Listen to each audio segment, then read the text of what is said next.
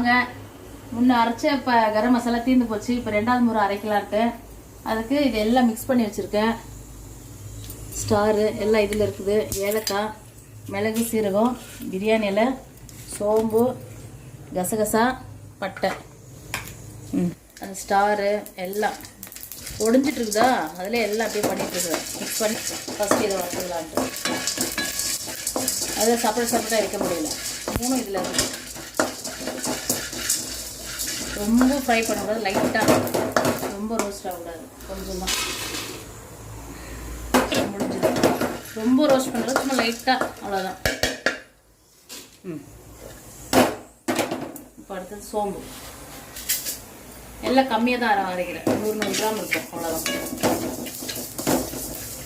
சிம்மில் வச்சுட்டே வறுக்கணும்.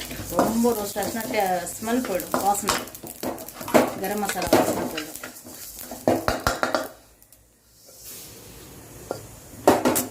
மிளகு சீரகம் அதிலே பிரியாணி இலை போட்டுறேன். பிரியாணி இலை, மிளகு சீரகம்.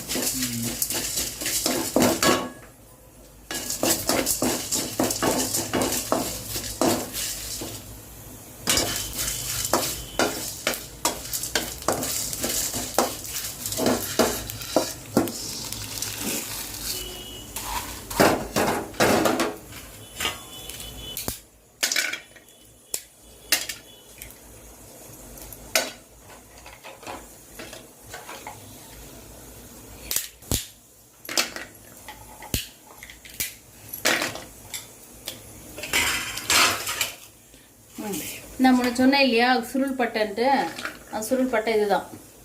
இது போட்டு தான் நான் அரைக்கிறது. நல்லா பெங்களூர் வாங்கிட்டு இதெல்லாம் ரோஸ்ட் பண்ணி அரைச்சிடுவேன். பெங்களூர்லேருந்து வாங்கிட்டு வந்தது சுருள் பட்டை.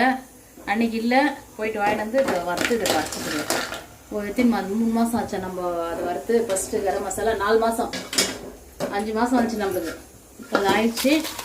நெக்ஸ்ட்டு புரோட்டாஸ் நான்வெஜ் கிடையாது, இருந்தாலும் வெஜ்ஜு, குருமா, பழம் இதுக்கெல்லாம் தேவைப்படுது, அதனால் அரைக்கலான்ட்டு. நெக்ஸ்ட்டு கசகசா 100.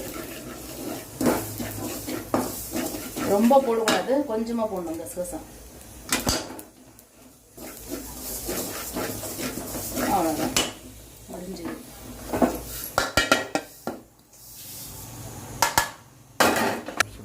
நான் இப்போ ஆற வச்சு இதை எடுத்துகிட்டு வரேன். ஆறணும் இது.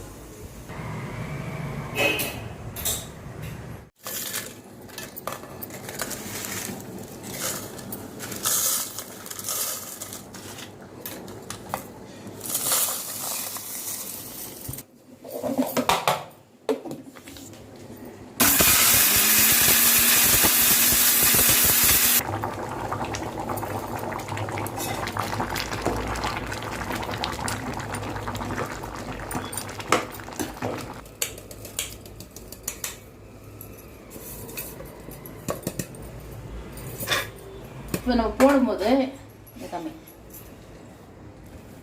இது இவ்வளோதான் இருக்குது. 10 ரூபாய் இது. இவ்வளோதான் 10. அது உள்ள இவ்வளோ கூட இல்லை, இவ்வளோதான் இருக்குது. இது 10 ரூபாய். இது இவ்வளோ கணக்கு பண்ணு.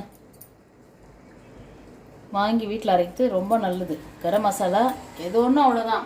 முன்ன மாதிரி எதுவும் பேக்கிங் கடையில் சரியே கிடையாது.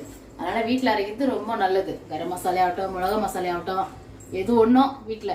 இப்போ தான் எல்லாம் யூடியூப் வருது, எல்லாம் பார்த்துட்டு வீட்டிலே தரணும். உடம்புக்கு நல்லது. வீட்டில் அரைங்க. இந்த வீடியோ பிடிச்சிருந்தா லைக் பண்ணுங்க, ஷேர் பண்ணுங்க, சப்ஸ்கிரைப் பண்ணுங்க. இது கரம் மசாலா அரைச்சிட்டு எப்படி இருக்குன்னு கமெண்ட் பண்ணுங்க. நன்றி, வணக்கம்.